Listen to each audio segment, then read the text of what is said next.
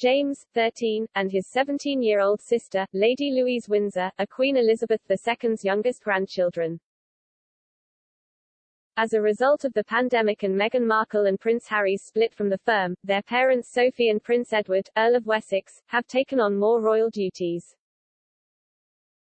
Their presence has grown, and recently Sophie was widely praised for appearing to break a royal taboo, and discussing the menopause. During a video call with charity organizers at Wellbeing Woman, Sophie suggested that women should be celebrated for the fact that they don't have periods anymore, and suggested that the menopause should be a liberation, but instead, feels like a shackle. In the online chat, Sophie added, "It's described as something incredibly negative. Yes, it's an admittance of the fact that yes, we're getting a bit older, we're not as young as we were before, we're not being, to use the word productive, we are past that stage, and it's quite a moment to admit it."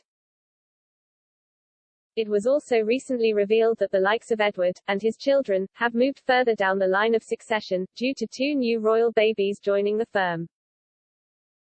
Both of Meghan's and Princess Beatrice's new babies are expected later this year, which means Lady Windsor is moved further away from becoming Queen Consort. The Queen handed the titles of Viscount and Viscountess to her son and Sophie Wessex at the time of their wedding in 1999. And she ensured that a subtle nod was given to Sophie in the title she would give James.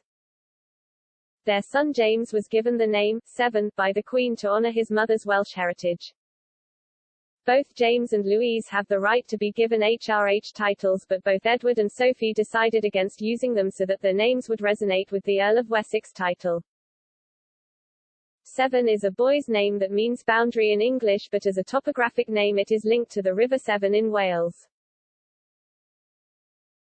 It is the UK's longest river and rises next to the northeastern slopes of Plinlimmon, Wales, and flows into the Bristol Channel and eventually the Atlantic Ocean. Sophie's family name is Rhys-Jones and her Welsh roots can be traced back to Prince Elliston Glodrydd of Wales.